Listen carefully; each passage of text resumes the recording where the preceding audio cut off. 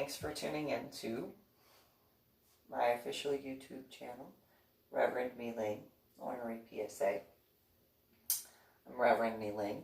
I've also been known as Reverend Susan Mi Ling, and Susan Mi Ling, and Lady Mi Ling, and Lady Dory Bell. Lady Mi Ling in America. Got a few other names, and I actually have been called God to my face several times. I had actually named myself that. Well, technically, but ish. That was well after being called God and Goddess. Technically, it is what it is. I've been called that.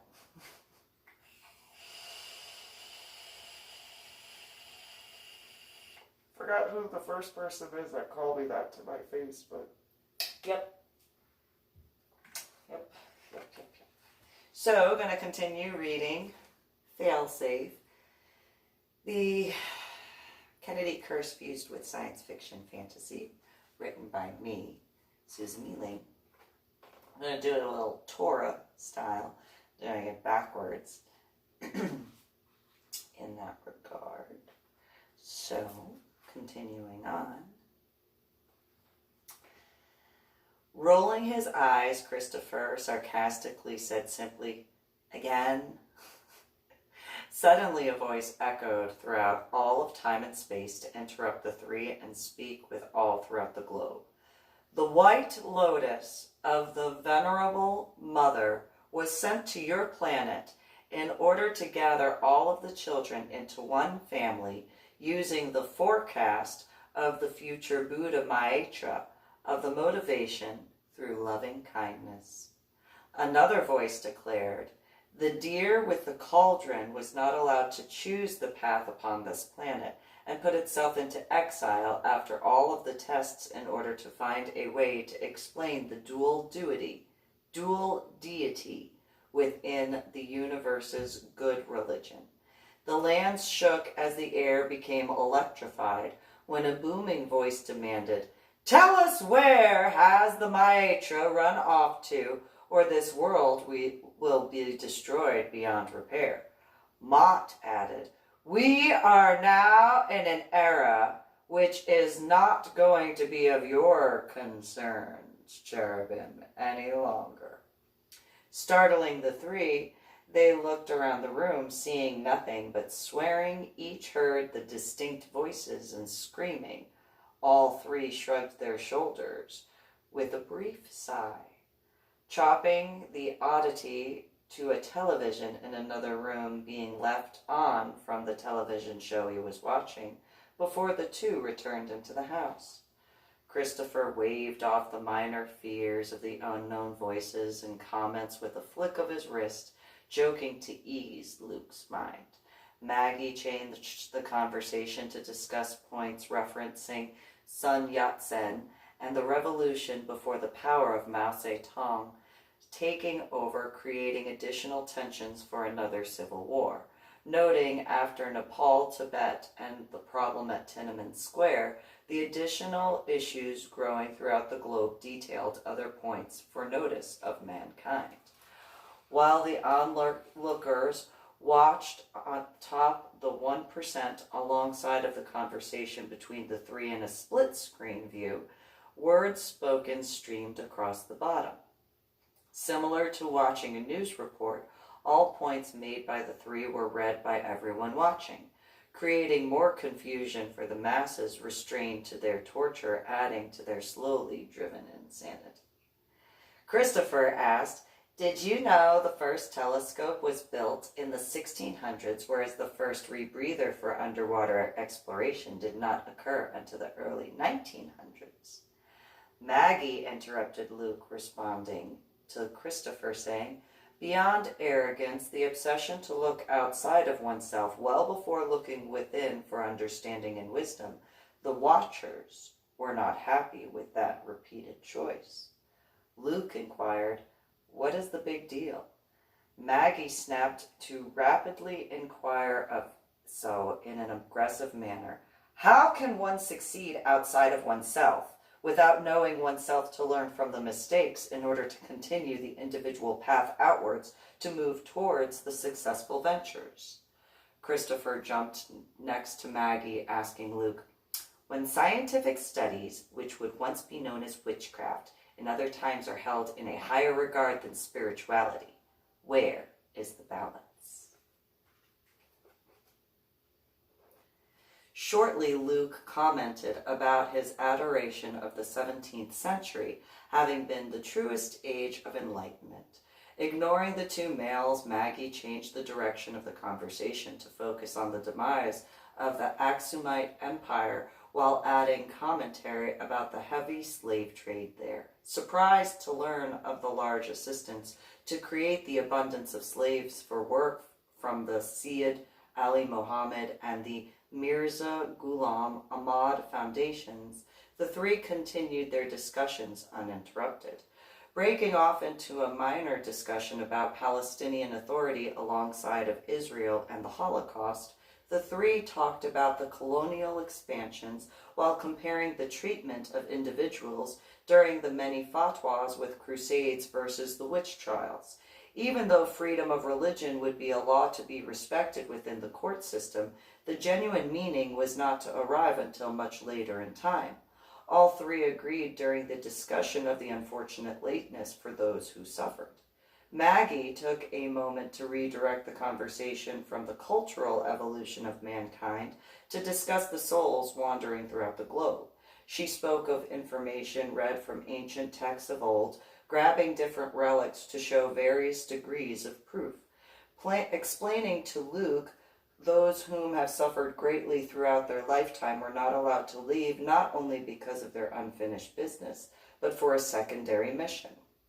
The most grievance-filled beings remained within the earthly realms to continue watching over the progress of humanity and assist with the necessary energies to send messages to the outermost parts of the universe. Utilizing land crop circles in unison with the designs made throughout the various levels within the vast oceans, no human would ever understand the truest forms of the dictated messages. Only one. Making sure no one would be able to decipher the messages from the spirit planes to the aliens awaiting, only one person would be able to send the final content. Each destructive row of tornadoes and the multiple hurricanes in succession were only a few examples of the Earth's warnings of the cleaning process and necessary rectification. Looking towards the vase on the pedestal next to the table, Maggie sighed. Just like any other female speaking to any other male, the male is only allotted a limited number of concentrated warnings.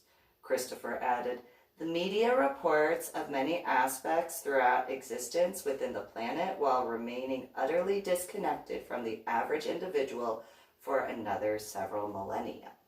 Luke asked, "Where has humanity gone wrong?" Ignoring his question while cackling with a sadistically terrifying laugh, Maggie inquired to Luke, "How many planets must humanity go through in order to finally learn from their mistakes and progress to the next evolutionary step?" Christopher stated bluntly, "Just as no one has been able to travel to the deepest part of the ocean until one point, for the utmost internal understanding, neither has any individual been able to look to the closest planets for the otherworldly answers until the one arrives." Maggie quickly reminded Luke, "Humans in this step are lucky to use more than 10% of their brain capacity, and there is much focus towards such while forgetting to balance energy evenly with the other necessary organs." Rolling his eyes, Christopher sarcastically said simply, "Again?"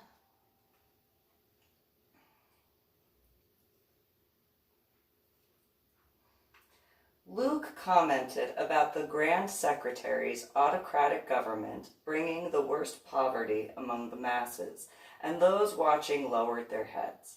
The self-strengthening movement alongside of the Opium War conversation diverted over time to talk about the life of Buala, the founder of Bahi's spiritual path.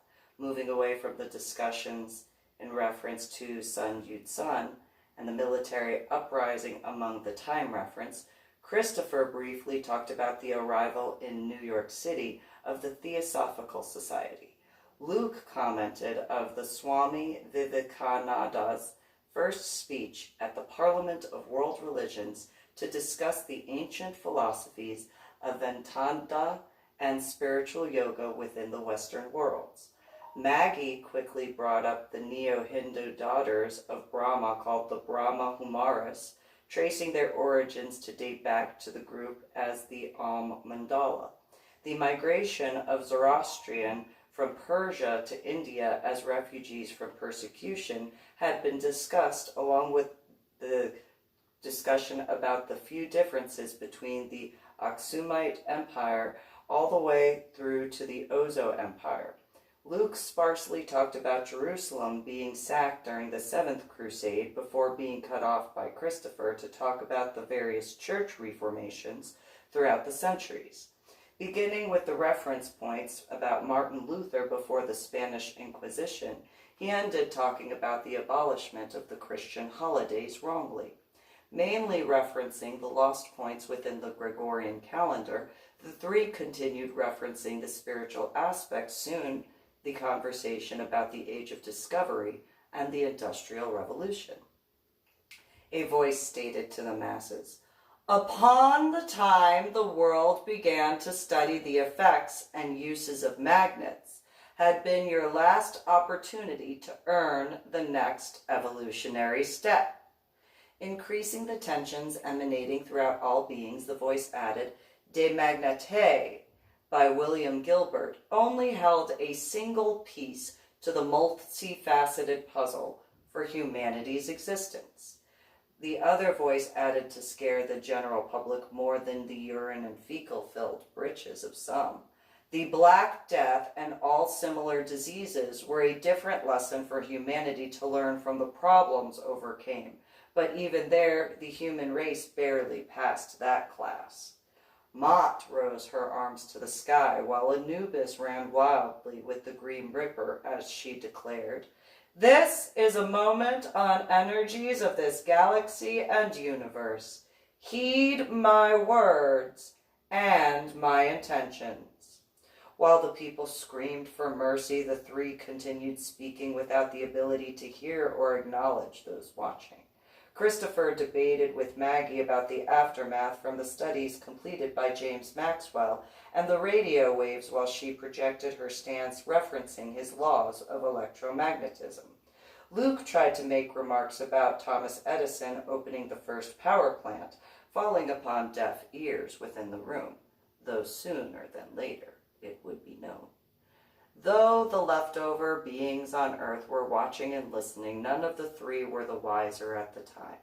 Able to gain their attention when Luke commented about the discovery of X-rays in the late 1800s, to be upset losing courtesy quickly by the mere mention of the patent by Nikola Tesla. Making numerous remarks about the electric air conditioner, the two referenced Mikhail Sweat and Hans Geiger. Christopher changed the conversation points to the Humanism Renaissance by expressing his enchantment from Leonardo da Vinci and Michelangelo, toddling on while the other two listened. Madame Curie and Pierre Paul, alongside of their discoveries and research, were talked about by the three individuals. The X-ray discovered by Wilhelm Röntgen and the grandiose effects throughout the globe were brought to attention by Christopher, noting the unknown outside factors. Albert W. Hall, with the creation of the magnetron to later use in microwaves, had been brought to attention by Maggie. Inquiring of millions used the appliance in unison daily could cause more or less damage when compared to the infrequent use of the X-ray machines, Christopher grumbled. Luke asked what inventions had to do with the events planned when Christopher backhanded him, allowing Maggie to move closer to Luke's face. The whole storyline will come together for the full understanding shortly when all portions are explained uniformly. Maggie whispered while Luke stroked his cheek, confused by the turn of events.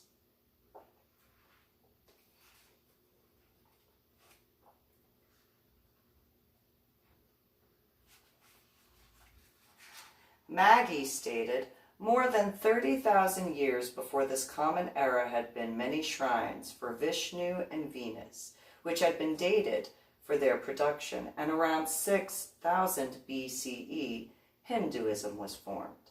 Skipping past the Bronze Age and the Indus Valley civilizations during the discussion with Luke, both Maggie and Christopher passed through the specifically important information about the Zan dynasty and the Red Veda compose, barely taking in great detail about the cradle of civilization known as the Yellow River. Neither discussed much information about the unification between Lower and Upper Egypt either.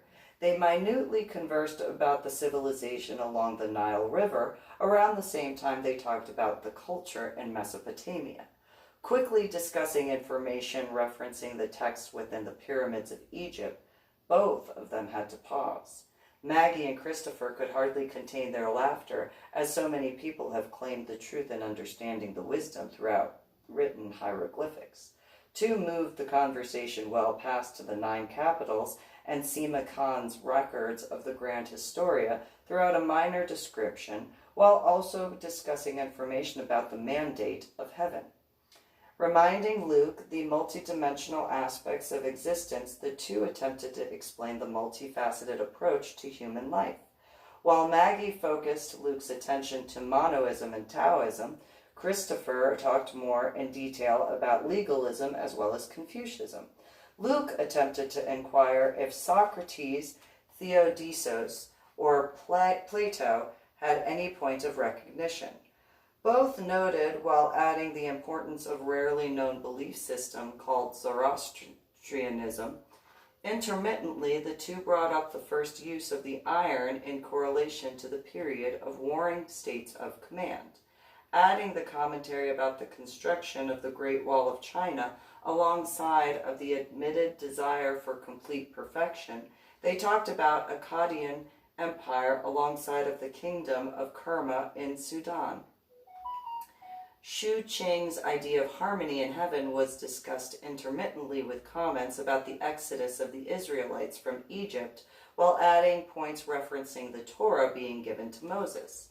Christopher and Luke discussed the differences between the Roman Empire compared to the Byzantine, while adding comparison within the Ottoman Empire.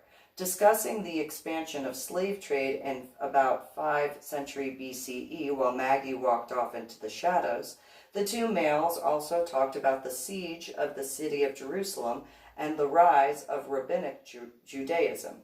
Firmly stating positions referencing the Mongolian invasions, Persian territories, Mecca's trade lines, and the Assyrian Church of the East all barely agreed on only a few points. Though Luke was unfamiliar with some of the details, Maggie and Christopher explained numerous points of importance in reference to the Yellow Turban Rebellion of the warlords and the romance of the Three Kingdoms. While Christopher changed the topic towards the Jin dynasty, Maggie focused on the Yangtze River Delta, the cave system known as the San Juan Dong. Luke briefly inquired about the 16 kingdoms in war, wondering the time differences. The three continued the conversation while the masses watched and listened, trembling where they stood. The remainder of the world continued to crumble around the chessboard as the leftover humans looked around themselves into the screen made of the sky. Observing Maggie's lust for the invention of paper and gunpowder, the angst within the crowds fed the banshees, dancing while they screamed out to the universe. Christopher made sure to make points of reference to the Yoga Sutras of the Patanjali with the texts of yoga along with the Sui and Tang dynasties.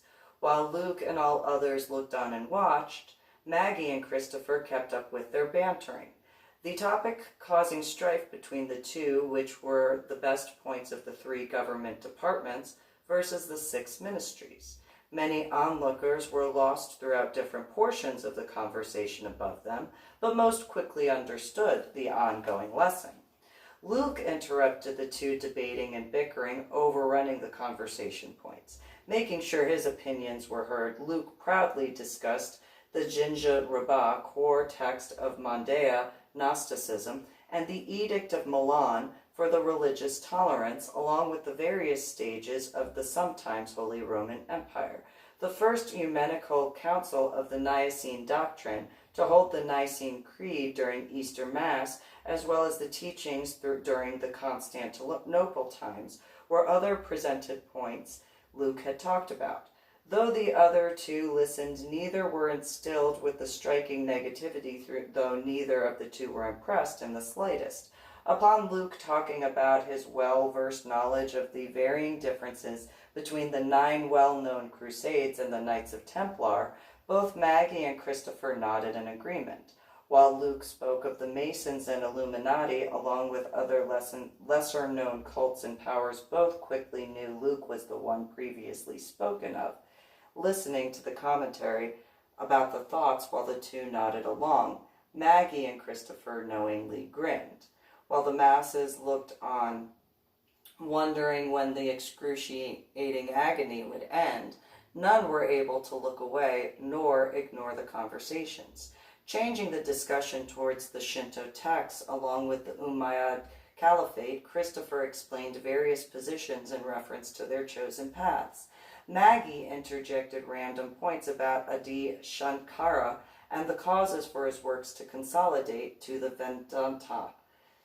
All three were filled with the spirited conversations when debating about the North Song dynasty versus the Yuan and the Lao dynasties, with points referencing the Jin Song Wars and the 10 Kingdoms. Slowly, the remaining general public started to understand the seeming live-action movie they were a part of had been discussing the evolution of mankind. Randomly, their thoughts left the reminders of the physical stimulations radiating throughout their pores, wishing for the end to come over them. Unfortunately for those watching and longing for the sky screens to roll the credits, was far from the point in time. Christopher made sure to bring up specific points referencing the innovator and scientist Su Song, along with the Neo-Confucianism rise mirroring the Aden government, allowing a flourishing artistic culture. Marco Polo, Genghis Khan, and Kublai Khan were discussed at great length after Maggie brought them into the conversation with the two other males. While Luke referenced the rise of the pagan era in the 9th century before the Common Era, he brought up Burma to quickly change focus to the newly established Delhi Sultanate, taking the conversation to a different level with the mention of the Two Tungal Empire and the Nichiren Daishonin Buddha of the true causes. Luke intently listened and became mesmerized by all of Christopher's differing points. Maggie stopped both males to briefly mention the Forbidden City of Splendor along with the Ming Dynasty, to then point to the life of the founder, Sikhism known as Guru Nanak. Luke commented about the Grand Secretaries as it continued on. Maggie stated, more than 30,000 years before this common era had been many shrines for Vishnu and Venus, had been dated for their production, and around 6000 BCE, Hinduism was formed.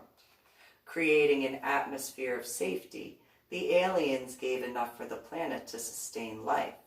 Planting the necessary foliage and vegetation for beauty and shade, they added a chocolate box of choices within.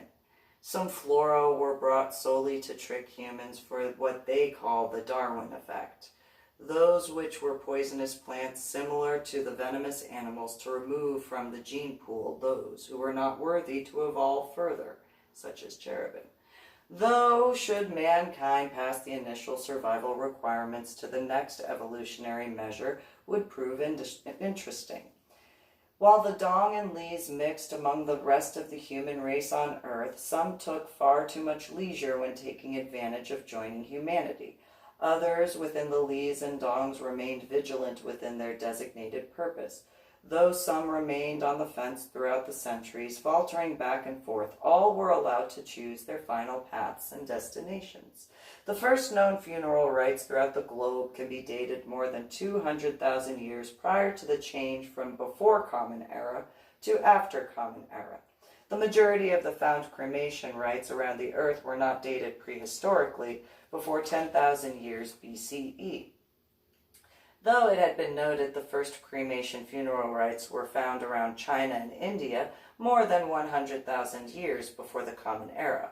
First posts for Stonehenge would not be dated prior to 8,000 years before to the Common Era, and it has been estimated the final structure for Stonehenge had been completed around 1,600 years before the Common Era, with a second miniature version which would predate it not long after. However, both emphasized various crop circles used as messages, and depending whether the design was created on land or in the ocean, changed the meanings dramatically.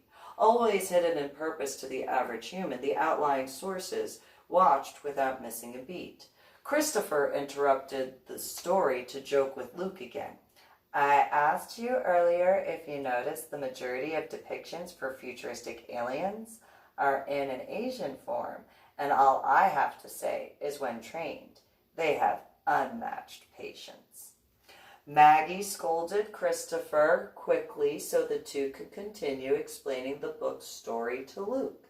They began the scientific evolutionary explanation alongside the spiritual debates by beginning the first points of the archaeological dig findings within the Asian and Indian territories, utilizing tools and fire first. Having been dated more than 1 million years ago, scientists also found most main forms of agriculture were not initially found to be used wisely or widely. Not until 6,000 years before the Common Era of the time would the larger agriculture plans stretch beyond the lands throughout the Asian and Indian areas. While comparing imperialism to communism, the three debated the limited number of differences. Continuing with their explanation of the many forms of politics and theocracies were not formed until 10,000 years before the Common Era in their discussion with Luke. Unknown to Maggie, Christopher, and Luke, the globe was watching and listening to every word in the exploitation. The Han Dynasty and the contributions to science and philosophy continued the never-ending conversation without pause. Welcome to the beginning of the end for the new beginning, Mott stated calmly as Anubis sat down at the base of her throne, wagging his tail and tapping the engraved leg. Mott called to Kalima, Amaterasu, Set, Kuan Yin, Apollo, and the Durga for their assistance. More than ready and willing to oblige, they explained to the people of the earth the purpose for their lives. All stated in their tongues to mankind, all humans on planet Earth are for two separate but connected purposes. The first reason for life is to allow the spirit to have a human experience in the specified life form. The second main reason was to test the evolutionary track of the human consciousness. Should the balance of all necessary implements be satisfactory for the overall general public, the next evolutionary step begins. There are those who are not worthy to fall away to what has been labeled as by the Darwin effect as the rest of the masses continue to live. It has been far longer than any human mind could ever attempt to comprehend. The two divinely named beings explained the history to the globe and the universe watching intently. All the while the two helped to describe the events to Luke from her buckham. Maggie and Christopher continued the explanation to Luke for the purpose for existence as explained via the pages within the Akashic Records books. Upon all who lived throughout the universe finding the new developing galaxy called the Milky Way, those known as humans were moved in the experimental phase to a safe zone, preventing the new existences from negatively affecting any other being or planetary life. The beings created the necessary precautionary parameters. While human beings have been labeled They who are in charge to be aliens or deified titles, their names of who they are is what mankind could never comprehend.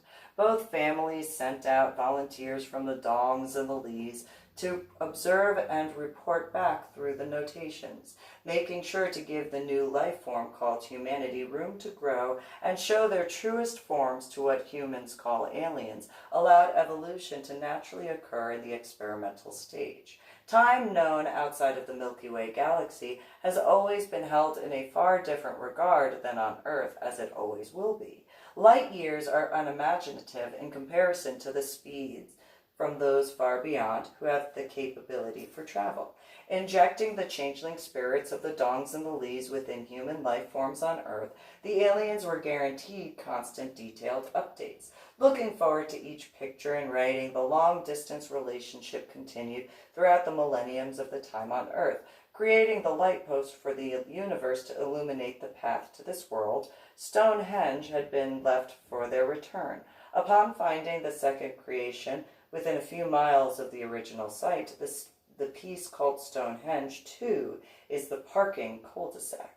Bringing up the pyramids throughout the lands of Africa and the similarities to Stonehenge, but as a form of an underground garage with access to much else. When the time came for those out beyond human means returned to the earth physically, the choice would need to be made within an instant. All unworthy inhabitants are to be removed from the journey to this galaxy for the final evolution of the human race.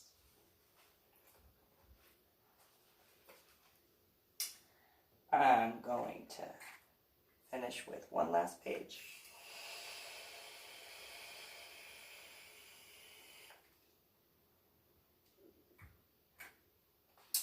The few who thought they knew better and coaxed others to join them underneath the protection of the erections, only to be crushed after the last non-believer joined. Skies overheard slowly cleared, and the hailstorms of the ocean salt ceased without any warning, causing more panic.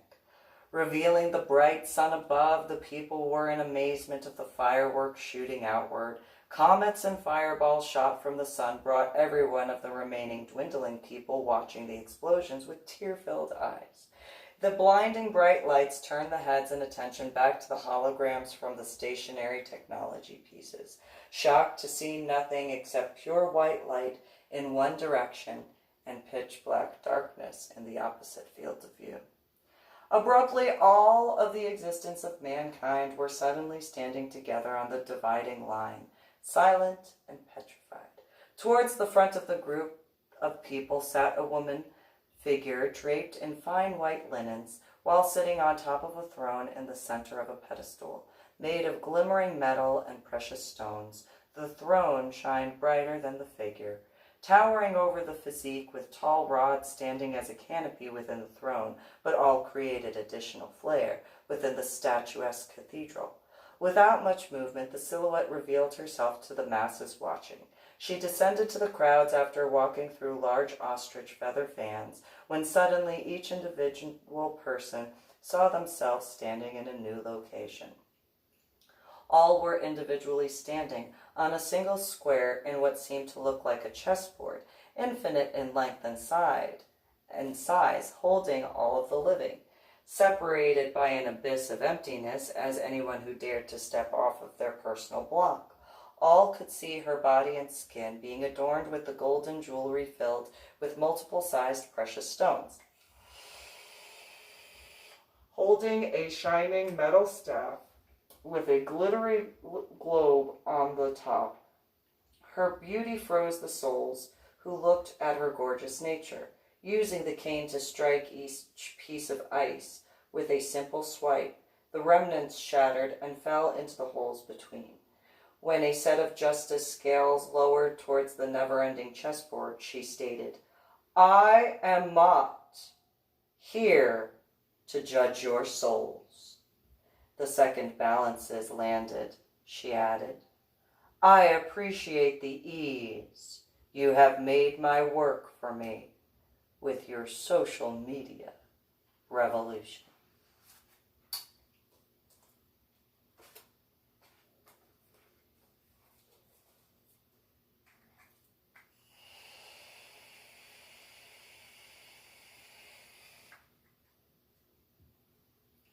And that concludes this particular reading. You guys have a good one. Like and share and subscribe to my official YouTube channel. Thank you.